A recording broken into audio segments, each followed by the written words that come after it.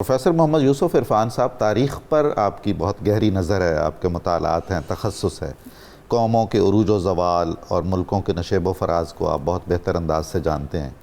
یہ جو مسئلہ فلسطین کا ایک سازشی حل تجویز کیا جا رہا ہے، اس پر کچھ آپ کی رائے ہمیں درکار ہے، اور آپ کی بصیرت سے ہم یہ بھی سوال کرنا چاہتے ہیں کہ اس کا ممکنہ پائیدار حل کیا کیا ہو سکتا ہے؟ بہت بہت شکریہ۔ پہلے تو میں وہ ایک جملہ رہ گیا تھا کہ جہاں یعنی بلاد شام جو ہے، ارض فلسطین جو ہے، یہ انبیاء کا مرکز ہے، اولیاء کا مسکن ہے، اور ہمارے اصحاب کا مدفن ہے۔ بلاد شام حضرت خالد بن ولید رضی اللہ عنہ دمشق میں۔ یہ خطہ کافروں کے پاس اسلام کے بعد بمشکل ہی رہا ہے، اور اب بھی نہیں رہے گا، میرا یہی خیال ہے۔ قوموں کے عروج و زوال کا سلسلہ یہ ہوتا ہے کہ جو لگن رکھتے ہیں اور اپنے کام میں مگن رہتے ہیں، خواہ وہ غیر مسلم ہی کیوں نہ ہو، ان اللہ لا یضیع اجر العاملین، اجر المحسنین، تو ہم مسلمان ہیں نا، تو جو لوگ محنت کر رہے ہیں اللہ ان کو بھی اس دنیا میں اجر دیتا ہے۔ جو قوت آج اسرائیل کے پاس ہے، مگر کیا اسرائیل کا امیج ٹوٹا نہیں ہے کہ جب اس کے آئرن ڈوم اور اس کے بعد وہ اپنے قیدی آج تک حماس سے نہیں چھڑا سکا؟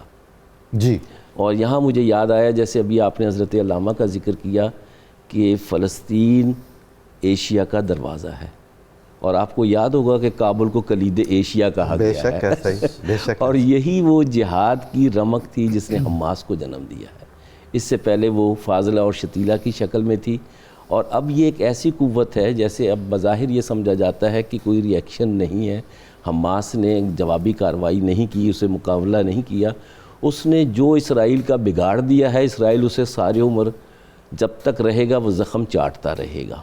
اور دوسرا یہ ہے کہ اگر ہم لوگ ساتھ نہیں دیتے تو اللہ تعالیٰ ساتھ انہی کے ہے، وَمَن نَصْرُ إِلَّا مِنْ عِنْدِ اللَّهِ، اور اللہ تعالیٰ مفسدین اور ظالموں کا ساتھی نہیں ہے، وہ مظلوموں کا ساتھ ہے۔ اب اسرائیل ایک ظالم اور مفسد ہے، اس کے معاون عالمی طاقتیں اور عالمی ادارے بھی مفسد اور ظالم ہیں۔ اب اس میں دیکھیے کہ وہاں بھی تبدیلیاں آ رہی ہیں، یہاں بھی تبدیلیاں آ رہی ہیں، اور سب سے بڑھ کر جس کا آپ نے سازشیوں کا ذکر کیا ہے، مثلا اچھا ابھی یہ ذکر چل رہا تھا کہ اس کی باز گشت کا، کیا عالمی ICC انٹرنیشنل کرائم کورٹ نے نیتن یاہو کو یعنی جنگی مجرم قرار نہیں دیا؟ اور کئی ممالک نے کہا کہ یہ ہماری سرزمین میں آئے گا تو ہم اسے گرفتار کر لیں گے، اور سب سے پہلے کورٹ میں بھی غیر مسلم گئے تھے۔ تو یہ تبلیغ اسلام کا، دعوت اسلامی کا بھی ایک حصہ ہے۔ اور دوسرا یہ دیکھیے کہ ہم لوگوں کا جو فرض ہے، کل جسد الواحد ہونا چاہیے تھا، ہم لوگ آج ساتھ نہیں دے رہے۔ اب جہاں تک اس چیز کا تعلق ہے، جو اس نے ابھی یعنی لبنان میں یعنی سیز فائر کیا ہے 2 ہفتے کے 2 مہینوں کے لیے، اور کہا ہے کہ ہم اپنی فوج کو دوبارہ تیار کریں گے، جی، اور ہم نے حماس سے اپنے قیدی لینے ہیں۔ حماس نے شکست نہیں کھائی، وہ آج بھی قائم ہے، مگر یہ کہ اس نے اپنے وسائل کو بھی محفوظ رکھا ہوا ہے، اور کھانے پینے کی قلت تو ہے ہی جس میں سارا ضمیر کو، دنیا کے ضمیر کو جگا رہا ہے۔ مگر یہ دیکھیے کہ اس سارے عرصے میں سب سے زیادہ وسائل کس کے ختم ہو رہے ہیں؟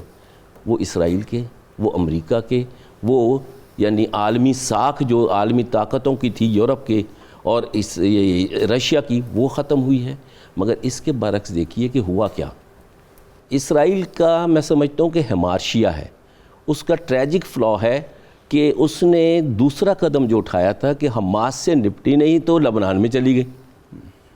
حماس کے یا تو یہ قیدی کوئی چھڑا لیتے، جو انہوں نے چھوڑے ہیں وہ خود چھوڑے ہیں، اور اس میں بھی یعنی ایک جو چھوڑے تھے وہ ان مجاہدین کا ماتھا چوم رہے تھے کہ انہوں نے ہمارے ساتھ جو سلوک کیا ہے وہ اعلیٰ اخلاقی سلوک ہے، انسانی سلوک ہے۔ اب دوسرا یہ تھا کہ انہوں نے سب سے پہلے اسرائیل کی جو کمپوزیشن ہے اس میں یہ ہے کہ انہوں نے بلاد شام کو 3-4 علاقوں میں بانٹ دیا، چھوٹی چھوٹی small vassal states. Vassal states جو ہوتی ہیں یہ اپنا دفاع نہیں کر سکتی، اور وہاں پر ایک پہلا حل تھا 2 فلسطینی، دو ریاستی حل تھا۔ لبنان میں بھی حکومت موجود ہے، فلسطین میں بھی موجود ہے، مگر کہاں ہے؟ پبلک لڑ رہی ہے، نہ پبلک ان کی سنتی ہے، نہ اسرائیل ان کی سنتا ہے، مگر وہ آج بھی محمود عباس کی طرح قائم دائم ہیں۔ مگر دوسرا جو تھا حل، جس کو امریکہ نے کہا تھا کہ آپ لبنان کی طرف مت جائیں. لبنان میں جو تحریک شروع ہوئی تھی وہ ہمارے ہمسائے ملک میں ایک انقلاب کے بعد شروع ہوئی تھی، اور وہاں پر ان کی پاکٹس تھیں. انہوں نے ان پاکٹس کو بھی زد میں پہنچایا. اب وہ پاکٹس جو تھیں وہ ملی بھگت کے تھیں، وہ افغان جہاد یا حماس کی طرح نہیں تھیں. اب جب انہوں نے اپنے ہی بچے بوکھلاہٹ میں مارنا شروع کیے تو امریکہ نے مشورہ دیا کہ اپنے بچے نہ مارو، کل شاید کام بھی آ جائیں گے. مگر اس کا مطلب یہ ہے کہ آپ کو لبنان کا بھی یاد ہوگا 2006 میں جب یہی حسن نصر اللہ بھی موجود تھے، یہی عمل ملیشیا بھی موجود تھی، یہی حزب اللہ بھی موجود تھی، اور جب انہوں نے رقبہ حاصل کرنا چاہا تو ایک چپا زمین بھی نہیں لے سکے. 36 دن جنگ جاری رہی اور انہوں نے کہا کہ ویئر آر ورلڈ فرینڈز، اور انہوں نے فیس سیونگ کے ذریعے اسرائیل کو واپس بھیجا تھا. ابھی فی الحال آپ کو یہی لگ رہا ہے کہ صورتحال اسی طرح ہی تقریباً رہے گی اور کوئی بظاہر حل، ٹھوس حل نہیں؟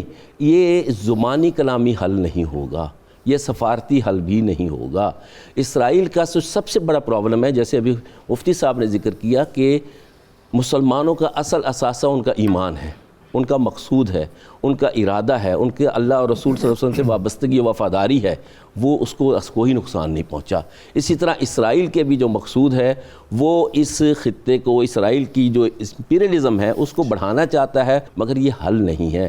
حل وہی ہے کہ آر یا پار، اور یہ کب تک ختم ہوگا زیادہ عرصہ نہیں میں سمجھتا کہ چلے گا.